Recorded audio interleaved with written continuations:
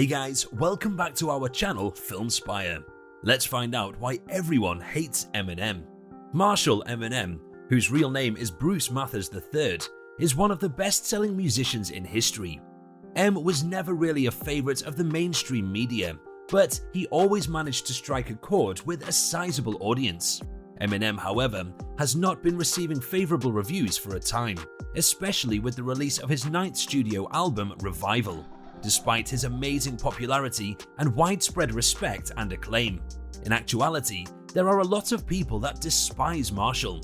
There are several reasons why Eminem received so much criticism that he had to release an entire album in response to it, along with other things that had been building up since Revival. Revival wasn't an album expected from Eminem. It would be an understatement to say that Revival was not well welcomed. It was garbage.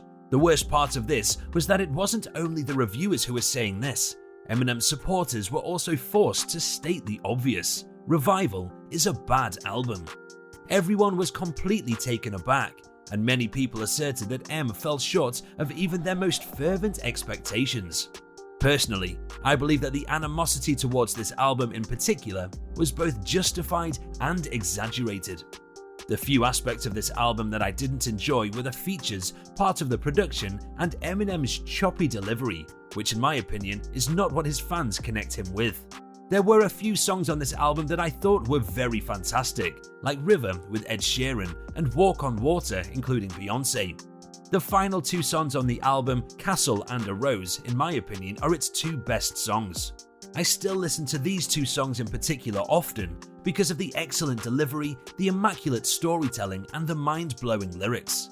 He wrote the lyrics for this song from the bottom of his heart, therefore they could not possibly be anything less than amazing. Despite the fact that a handful of the songs were passable, the album as a whole wasn't all that great, especially for a comeback album. Marshall's opening track, Walk on Water, almost seems to have anticipated the acclaim this album would receive in the future. Even though I agree that Revival wasn't a particularly strong album, tossing it aside without trying to comprehend the lyrics is clearly dumb. The unfavorable reviews of this album were also exploited by the detractors to advance their attempts to cancel Eminem. It's fair to call this CD terrible, but it's wrong to try to undermine Marshall's skills using the negative press. The annoying stans and M's corny bars. Stanning is not just a disease that affects Marshall's fanbase, it is also progressively affecting that of other fanbases. The fanbases of BTS and Eminem are without a doubt the 2 most obnoxious. But please don't mistake me for a BTS hater, I enjoy their music. But I do have an issue with a sizable portion of their dangerously devoted fans who never laughs lightly at jokes. I've been a fan of Eminem for well over 10 years and have listened to all of his music throughout that time, but I believe there is a distinction between being a fan and being a stan, as Eminem makes clear in his song Stan featuring Dido. It's extremely immature to treat someone disrespectfully if they simply feel that a particular artist's song didn't truly speak to them.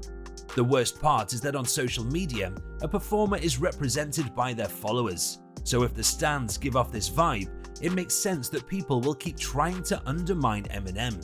The heavy corniness in parts of the bars, which do not land effectively and just appear like vain attempts to resemble the old edgy M, is another point that is brought up by anyone who tries to show that Eminem is no longer as talented as he once was.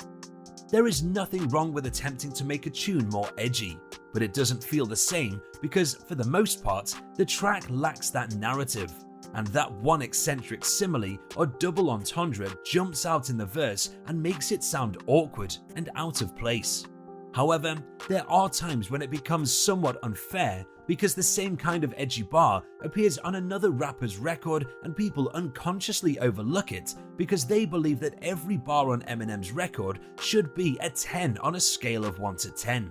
However, this is simply not possible, and it is only normal for a few bars out of several hundred to fall short of the mark. Cancel culture and the bandwagon of haters.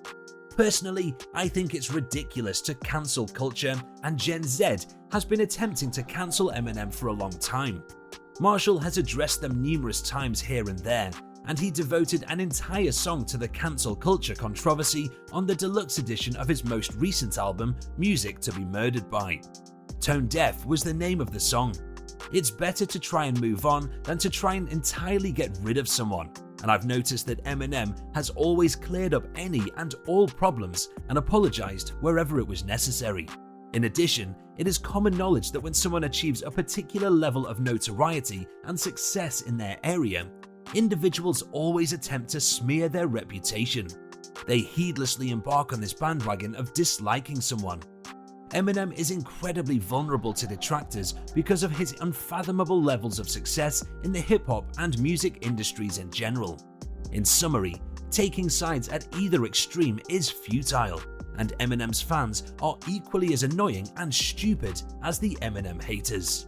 This brings us to the end of our video. I hope you enjoyed it. Hit like if you did, and don't forget to subscribe to our channel so that you don't miss any of our videos in the future. Also, watch the 2 videos that are on your screen because I'm sure that you'll love them. And with that, I'll see you in the next video.